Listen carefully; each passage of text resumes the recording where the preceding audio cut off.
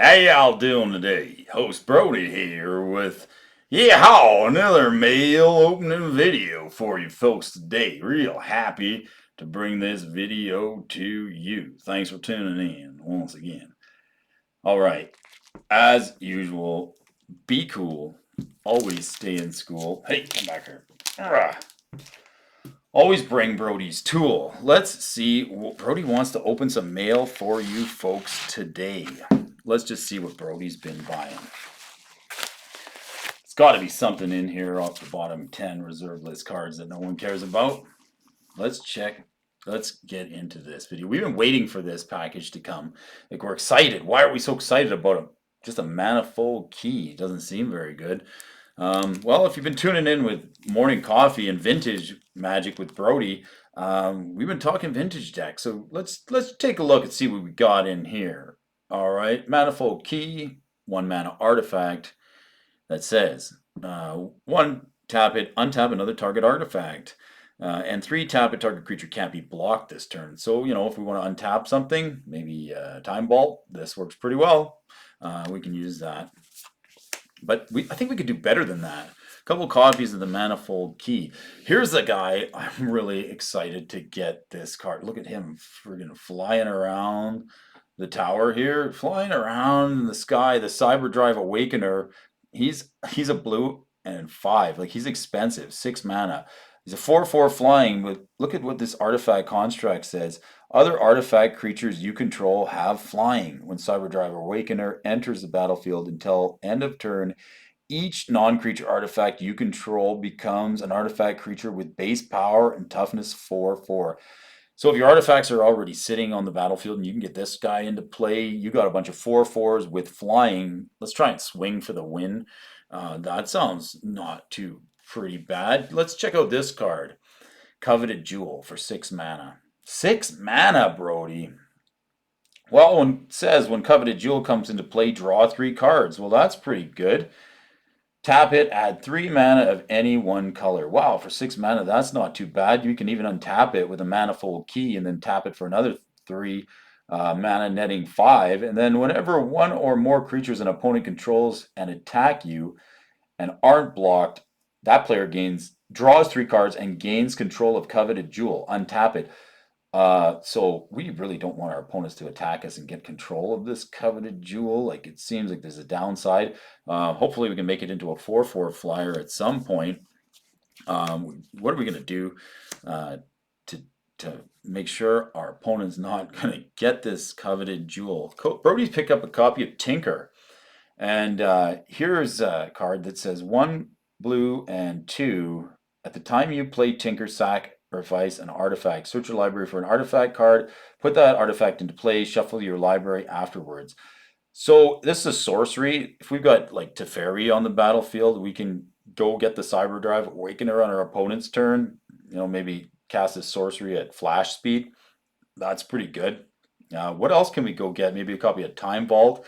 Loop it with Manifold Key and start taking extra turns.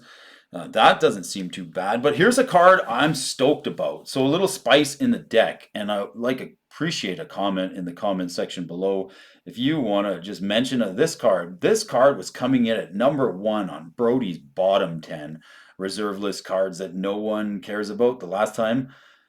This card's Firestorm. And yeah, like, it looks like it could have a home in a deck that somehow draws a lot of cards. Let's take a look at this card. For 1 red, at instant speed, choose and discard X cards. Firestorm deals X damage to each of X target creatures and or players. Glock loves storms. He'd sit and watch and laugh throughout the whole thing. I miss him. Squee, Goblin, Cabin Hand. So this card lets you just pitch your hand as much as you can to deal X damage to your opponent. So how are we really going to get some value out of this? It really doesn't, it really doesn't seem like it's going to be easy to cast any of these cards. But let's just take a look at some of the other stuff that goes with this. We get some mocks in, right? So our Cyberdrive Awakener, it can it can awaken these mocks in, turn them into 4/4s. Another Moonsliver Moon Silver Key. This one, you sacrifice it and you get to get an artifact card with mana ability or a basic land card and reveal it and put it into your hand. So you can use this to go get the coveted jewel. We've got the spheres, and more spheres of resistance. More artifacts could be potential 4/4s. One copy of Blightsteel. Maybe we want to tinker for that. Foily Grimboy.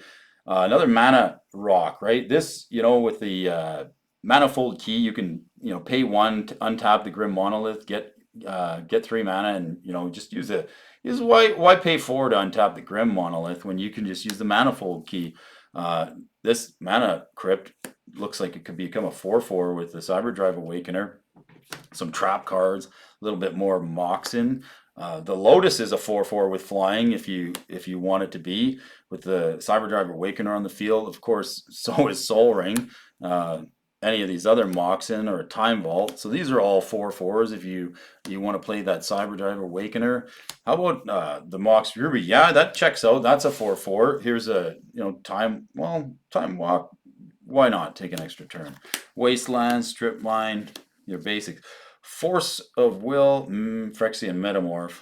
Got to have a copy of him in the deck. 3 copies because we want to be copying our artifacts, and another key. Hurkyl's Recall. Like, why would you want your opponent to try and gain control of that coveted jewel? If you have to, Hurkyl's Recall, back to your hand. And then you could literally just like swing for lethal to your opponent. If that doesn't finish him off, Hurkyl's Recall, return all the artifacts to your hand, 1 red mana, discard as much as you need to just deal X damage to your opponent or any threats that they may have. A Pithing Needle, that's actually a 4/4. A couple copies of the Ancient Tomb. Talarian Academy, because we were going to make a lot of blue mana. Why not? We're playing artifacts. How are we going to play that coveted jewel? Well, it's not too hard when you got cards like make 3 at a time. Draw 3 cards. That's actually a lightning bolt. If you got Firestorm in your hand, that's draw 3, and deal 3 to your opponent. This card, Grimboy, another copy of the Grimboy. There is the rest of the play set of the coveted jewel. So rounding out the deck, the coveted jewel, give me a comment in the comment section below. Do you like the Firestorm line of play here in this vintage build with Brody? Not to mention that we have actually got a card called Paradoxical Outcome in the deck. Let's read this card. Paradoxical Outcome. We'll read the foil one because it's just better. Paradoxical Outcome. Return any number of target non-land, non-token permanents you control to owner's hand. Draw a card for each card returned to your hand this way. The results of Rashmi's experimentation forced her to consider the possibility that her multitudinous realities existed beyond her own.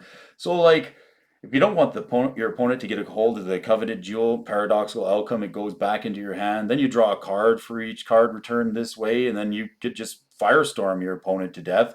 Pick up all your permanents, draw a card for each one you picked up. I mean, Seagate Restoration, if you might just have no max hand size at this point. What do you think of this build for MPG for 30 vintage tables? Seems like not too bad of a deck. And I'm super excited to include this card from the bottom end of the reserve list that no one cares about. Well, thank y'all once again. This has been your friend, Brody Alphonso, getting ready for MTG 30 Las Vegas. Thanks a lot for watching. We'll talk to you again real soon.